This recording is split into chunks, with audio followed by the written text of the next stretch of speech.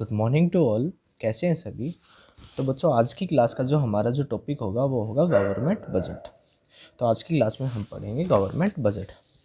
तो बच्चों, government budget एक इम्पोर्टेंट कॉन्सेप्ट है आपके एग्ज़ाम पॉइंट ऑफ व्यू से, क्योंकि जब 100 मार्क्स का जब आपका एग्ज़ाम होता था तब 8 मार्क्स का अकेला चैप्टर गवर्नमेंट बजट था। लेकिन अब आपके एग्ज़ाम 80 मार्क्स का हो गया। तो अब यहाँ से जो क्वेश्चन आता है वो आता है 6 मार्क्स का। तो इस हिसाब से गवर्नमेंट बजट एक इम्पोर्टेंट चैप्टर है आपके लिए और बहुत ही आसान चैप्टर है। आप इसको बस एक बार ध्यान से समझने की कोशिश कीजिएगा। देखो, अगर बात करते हैं हम गवर्नमेंट बजट की, तो गवर्नमेंट इसको बजट को पेश करती है संसद के अंदर first working day of Feb, 1 फरवरी को गवर्नमेंट बजट पेश करती है संसद के अंदर। उसमें सरकार क्या बताती है, उसमें जो गवर्नमेंट है वो सिर्फ अपना एक्सपेक्टेड जो उसने एक्सपेक्ट किया है कि हमारे पास इतना पैसा तो आने वाला है और इतना पैसा हम खर्च करने वाले हैं, उस दोनों का एक स्टेटमेंट तैयार कर लेती है अपनी, और उसको बताती है गवर्नमेंट कि इतना हमारे पास पैसा आएगा। जो आएगा उसको कहते हैं रिवेन्यू, और जो पैसा खर्च करना है उस पैसे को कहते हैं एक्सपेंडिचर। कि गवर्नमेंट के पास इतना तो रिवेन्यू आएगा इस साल, और इस साल गवर्नमेंट इतना पैसा खर्च करेगी। अब वो कौन सा साल, वो होता है एक फाइनेंशियल ईयर।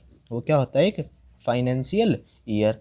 और हमारे देश का जो फाइनेंशियल ईयर है वो कब से चलता है, 1 अप्रैल से लेकर 31 मार्च तक फाइनेंशियल ईयर चलता है।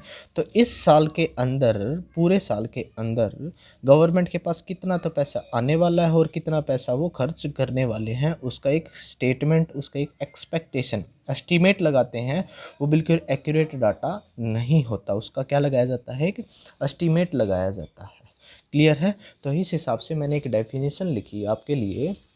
वो क्या लिखी, budget is a statement of expected receipts and expenditure of the government over the period of financial year. एक पूरे फाइनेंशियल ईयर का एक्सपेक्टेड रिसिप्ट एंड एक्सपेंडिचर किसके, गवर्नमेंट के। और फाइनेंशियल ईयर कौन सा, 1 अप्रैल से लेकर 31 मार्च तक।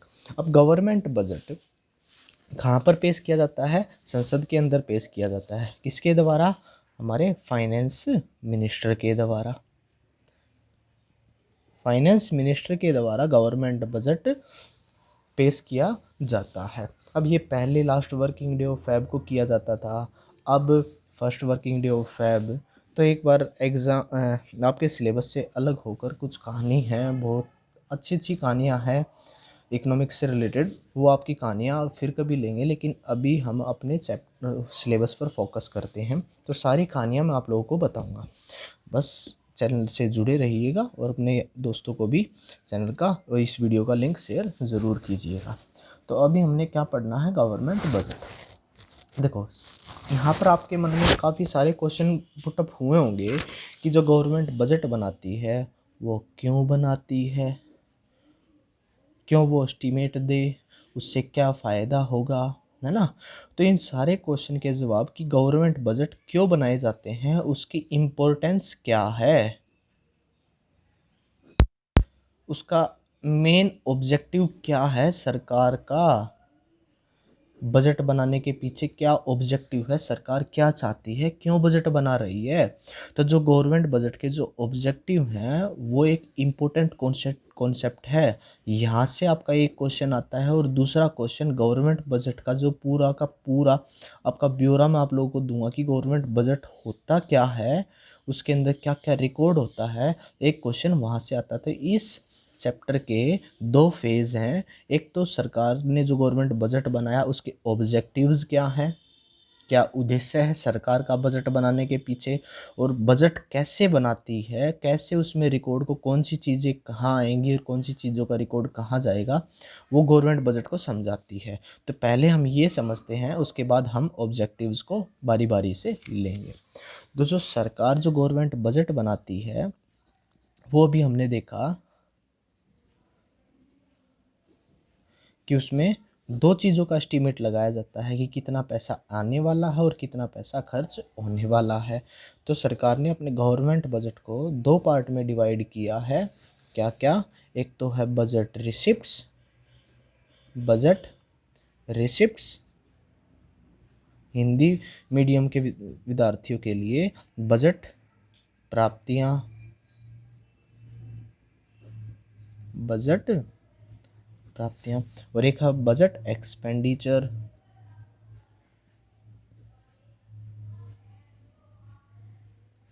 बजट व्यय। बस आप एक बार ध्यान से देखिए, अगर आपने एक बार वीडियो को अगर ध्यान से देख लिया ना, तो ये चैप्टर आप जिंदगी भर नहीं भूलने वाले हो। तो अभी हम पढ़ेंगे बजट रिसिप्ट्स क्या है, और पढ़ेंगे हम बजट एक्सपेंडिचर क्या है, कि कौन कौन से खर्च हैं और कौन कौन सी रिसिप्ट्स हैं सरकार की। तो उसके बारे में हम पढ़ेंगे। क्लियर है? तो जो सरकार ने जो बजट रिसिप्ट्स थी उसको दो पार्ट में डिवाइड किया। सरकार ने जो एस्टीमेट लगाया कि मेरे पास जो पैसा आएगा वो ऐसे ऐसे आएगा। क्या? एक तो कहा रिवेन्यू रिसिप्ट्स, रिवेन्यू रिसिप्ट्स, एक कहा कैपिटल रिसिप्ट्स,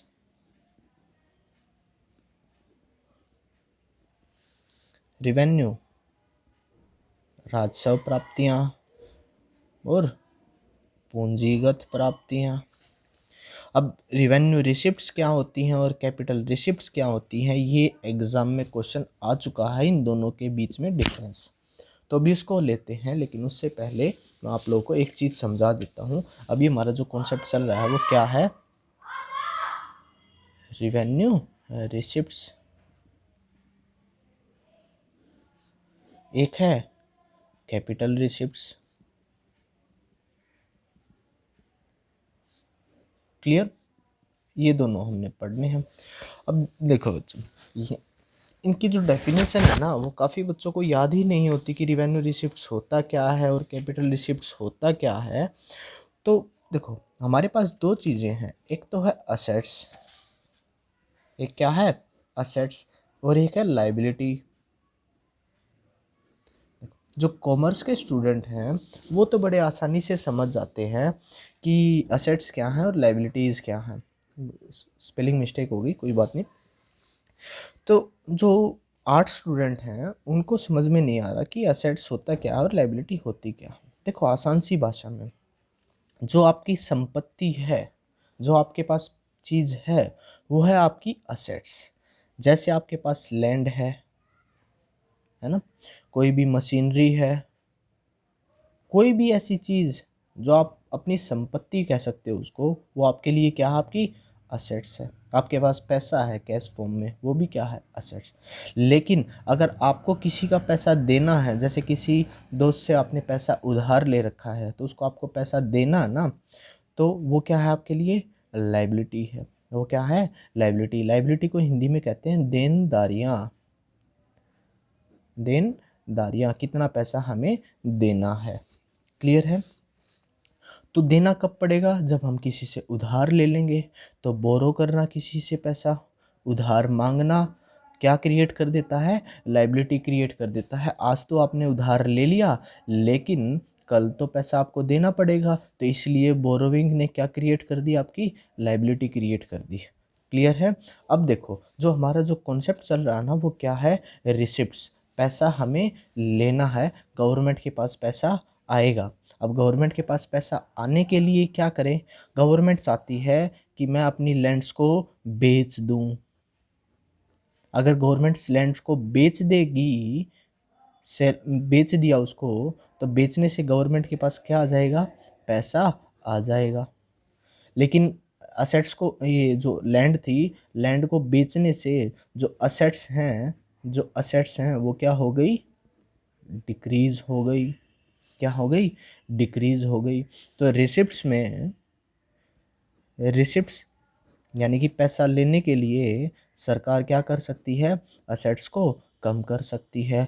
और सरकार ने पैसा उधार ले लिया, सरकार ने पैसा क्या कर लिया, उधार ले लिया, बोरो कर लिया। तो बोरो करने से क्या बढ़ गई, सरकार की लाइबिलिटी बढ़ गई। जो आज की डेट तक हम मान लेते हैं सरकार ने कोई भी पैसा उधार नहीं ले रखा, तो सरकार की लाइबिलिटी जीरो है। लेकिन सरकार ने 200 करोड़ की बोरोइंग कर ली अब, तो लाइबिलिटी कितनी हो गई अब, 200 करोड़, तो लाइबिलिटी बढ़ गई। जब बोरो किया सरकार ने पैसा, तो गवर्नमेंट के पास एक बार तो पैसा आ गया ना, पैसा आया, रिसिप्ट हुआ। तो सरकार के पास पैसा आने के लिए क्या कर सकते हैं, या तो असेट्स को कम कर सकते हैं या लाइबिलिटी को बढ़ा सकते हैं। क्लियर है, या तो असेट्स को कम किया जा सकता है या लाइबिलिटी को बढ़ाया जा सकता है। लेकिन सरकार बोली कि हम रिवेन्यू रिसिप्ट्स की बात कर रहे हैं, इसमें पैसा आएगा हमारे पास, लेकिन असेट्स को हम कम नहीं करेंगे। Do not reduce any type of assets, यानी कि किसी भी असेट्स को कम नहीं करेंगे, फिर भी पैसा लेके आएंगे। कैसे, लाइबिलिटी को बढ़ाकर नहीं, ना तो हम आपकी कोई भी असेट्स कम करेंगे और ना ही कोई भी लाइबिलिटी बढ़ाएंगे, ना तो कोई भी असेट्स रिड्यूस करेंगे, ना ही कोई लाइबिलिटी आपकी इंक्रीज करेंगे। Do not create any type of liability, do not create any type of liability और do not reduce any type of assets. Clear है, या ना तो असेट्स को कम करेंगे और ना ही लाइबिलिटी को बढ़ाएंगे, फिर भी पैसा हमारे पास आएगा। उस टाइप के पैसे को क्या कहते हैं हम, रिवेन्यू रिसिप्ट्स कहते हैं। उम्मीद करता हूँ जब आप बुक्स में से जब इसकी लैंग्वेज पढ़ोगे आपको वो अच्छे से क्लियर होगी। एक है कैपिटल रिसिप्ट्स। अब कैपिटल रिसिप्ट्स क्या है, कैपिटल रिसिप्ट्स सरकार कहती है इसमें हम असेट्स को कम करने के बाद पैसा लेके आएंगे या लाइबिलिटी को बढ़ाकर हम पैसा लेके आएंगे। क्लियर है, तो कैपिटल रिसिप्ट्स क्या होता है, ये हमारी असेट्स को रिड्यूस भी करता है और लाइबिलिटी को क्या करता है, इंक्रीज भी करता है। तो सरकार कैपिटल रिसिप्ट्स में जो पैसा लेके आती है उससे हमारी असेट्स भी कम होती हैं या हमारी लाइबिलिटी क्या होती हैं, बढ़ती है। क्लियर है, तो रिवेन्यू रिसिप्ट्स और कैपिटल रिसिप्ट्स की जो डेफिनेशन है वो आप लोगों को अच्छे से क्लियर हुई होगी। तो अब बात करते हैं रिवेन्यू रिसिप्ट्स की एक बार फिर से। तो रिवेन्यू रिसिप्ट्स के अंदर क्या था कि ये हमारी असेट्स को कम नहीं करती और लाइबिलिटी को भी बढ़ने नहीं देती। तो फिर कैसे पैसा आएगा हमारे पास, ना तो हमने कोई ज़मीन बेची, ना हमने कोई उधार मांगा किसी से पैसा, फिर भी पैसा हमारे पास आ रहा है। तो कैसे आएगा, तो वो देखते हैं। तो रिवेन्यू रिसिप्ट्स को दो टाइप में बांटा गया। पहला, जो सरकार ने टैक्स लिया, हम लोगों से क्या ले रही है सरकार, टैक्स ले रही है। तो जो भी सरकार टैक्स लेगी हमसे, आपने इनकम टैक्स दिया, क्या दिया, इनकम टैक्स दिया। हम जीएसटी पे करते हैं, गुड्स एंड सर्विस टैक्स, हम जो पे करते हैं वो, क्लियर है ना। हम कस्टम ड्यूटी देते थे, एक्साइज ड्यूटी देते थे, कॉरपोरेशन टैक्स देते थे, कॉरपोरेशन टैक्स। तो जो भी जिस भी टाइप का आपका टैक्स है, वो जब हम टैक्स पे करेंगे गवर्नमेंट को, उससे ना तो सरकार की कोई एसेट्स कम हो रही, आप इनकम टैक्स पे कर रहे हो गवर्नमेंट को, तो क्या उससे कोई सरकार की एसेट्स कम हो रही है, नहीं ना। क्या सरकार की लाइबिलिटी इंक्रीज हो रही है, सरकार ने आपसे पैसा उधार मांगा है, नहीं। तो टैक्स कैसा पैसा है, टैक्स रिवेन्यू रिसिप्ट है, ना तो उससे किसी एसेट्स पर फ़र्क पड़ रहा है, ना उससे किसी लाइबिलिटी पर फ़र्क पड़ रहा है। तो वो क्या हो गया हमारे लिए, रिवेन्यू रिसिप्ट्स हो गया। क्लियर। और दूसरा है नॉन टैक्स रिसिप्ट। क्या है, नॉन टैक्स रिसिप्ट्स। अब नॉन टैक्स रिसिप्ट्स क्या है, अब नॉन टैक्स रिसिप्ट्स के अंदर कुछ ऐसी चीज़ें हैं, जब हमारे मन में जब आता है ना क्वेश्चन कि आपसे पूछा जाता है कि बताओ सरकार कैसे पैसा इकट्ठा करती है, तो उसमें सिर्फ हमारे मन में एक ही क्वेश्चन आता है कि सरकार हमसे टैक्स लेती है। क्या एक ही तरीका है टैक्स से पैसा, सरकार के पास पैसा आने का, नहीं, और भी बहुत सारे तरीके हैं। तो टैक्स के अलावा जो सरकार पैसा लेती है गवर्नमेंट पब्लिक से, या सरकार के पास जो पैसा आता है वो कैसे आता है, नॉन टैक्स। उसके अंदर क्या क्या होता है, फीस, क्या, फीस, जो गवर्नमेंट हमसे फ़ीस वगैरह लेती है। जैसे आप लोगों ने लाइसेंस बनवाया, तो लाइसेंस बनवाने के लिए आपने गवर्नमेंट को क्या दी, फ़ीस प्रोवाइड की। क्लियर है ना। तो किसी भी टाइप की जो फ़ीस आप लोग पे करते हो, जैसे बर्थ रजिस्ट्रेशन करवाते हैं, डेथ रजिस्ट्रेशन करवाते हैं, कोर्ट के अंदर आपको कोई फ़ीस देनी पड़ जाए, तो कोई भी ऐसा खर्चा जो सरकार आपसे एक फ़ीस के तौर पर लेती है। क्लियर। जो बच्चे गवर्नमेंट स्कूल में पढ़ते हैं, वैसे तो वो लगभग फ्री है, लेकिन फिर भी 20-30 रुपये जो उनसे लिए जाते हैं वो एज अ फ़ीस के तौर पर लिए जाते हैं, लेकिन वापस भी मिल जाते हैं। क्लियर है ना। तो जो रजिस्ट्रेशन फ़ीस हो गई, लैंड रजिस्ट्रेशन फ़ीस, जैसे हम रजिस्ट्री करवाने जाते हैं, मकान ख़रीदते हैं तब, वो भी बर्थ एंड रजिस्ट्रेशन फ़ीस हो गया। पासपोर्ट बनवाते हैं तब फ़ीस देते हैं, लाइसेंस बनवाते हैं तब फ़ीस देते हैं, तब वो टैक्स तो नहीं है ना, तो वो क्या है, नॉन टैक्स। वो क्या है, नॉन टैक्स। दूसरा है फ़ाइन। दूसरा क्या है, फ़ाइन। जो हमारे ऊपर फ़ाइन लगाया जाता है जब हम कोई भी कानून, लॉ क्या करते हैं, उसको ब्रेक करते हैं, तोड़ते हैं, तो सरकार हमें पनिश करती है कि भाई इसको इतने रुपए का फ़ाइन इसके ऊपर लगा दो। तो वो हो गया फ़ाइन। आपने हेलमेट नहीं पहना, आप बाइक चला रहे थे तो पुलिस वालों ने रोका, आपका चालान बना दिया, तो वो फ़ाइन ही तो ना है ना, कि जो चालान कट गया आपका। तो फ़ाइन क्या है, एक नॉन टैक्स है। ऐसे ही एक एस चीट। क्या है, एस चीट।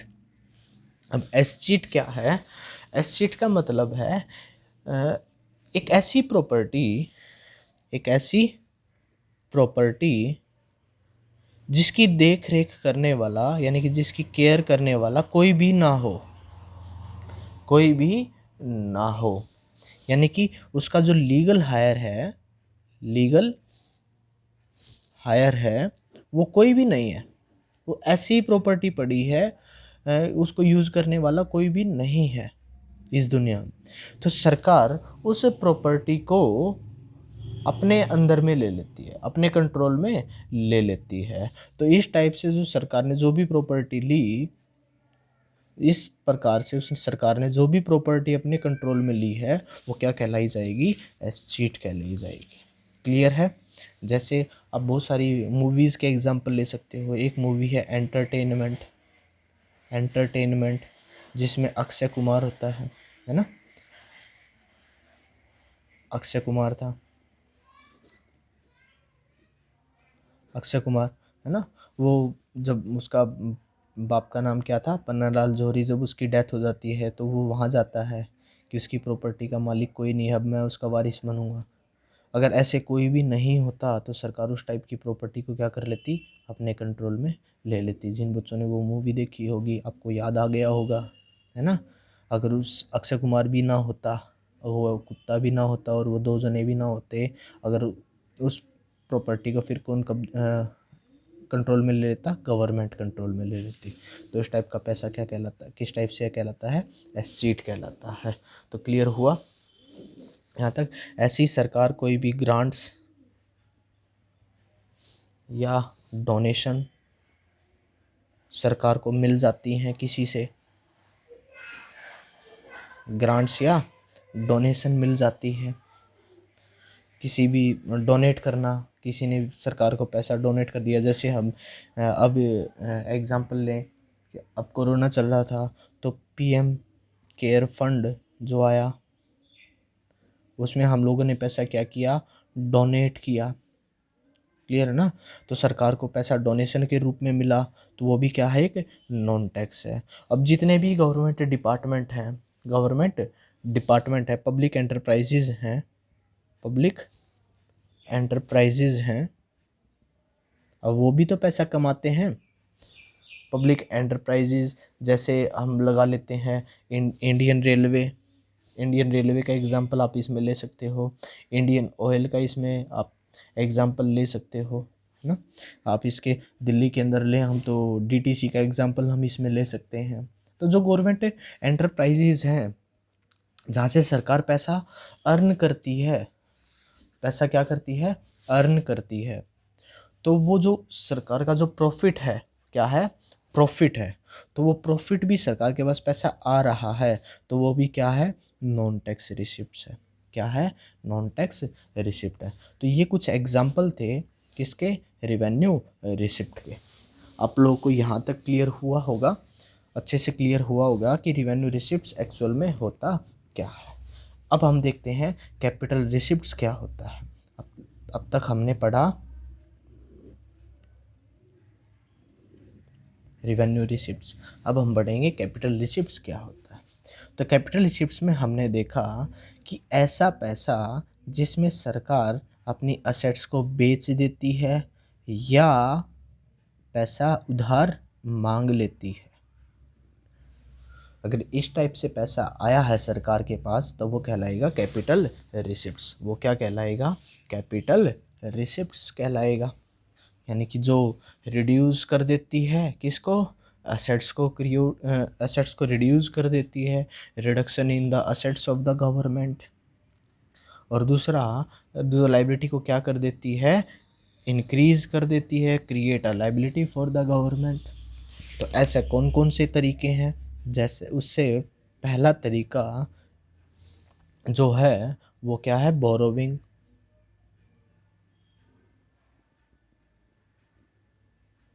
सरकार ने पैसा उधार ले लिया, सरकार पैसा उधार मांग लेती है।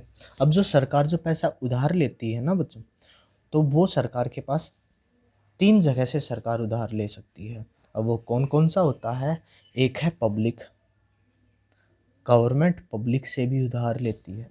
जी हाँ, आम जनता से भी गवर्नमेंट क्या करती है, उधार मांगती है, लेकिन जनरल पब्लिक को, आम जनता को पता नहीं होता कि उन्होंने गवर्नमेंट को लोन दिया। वो कैसे दिया है वो अभी हम बात करेंगे।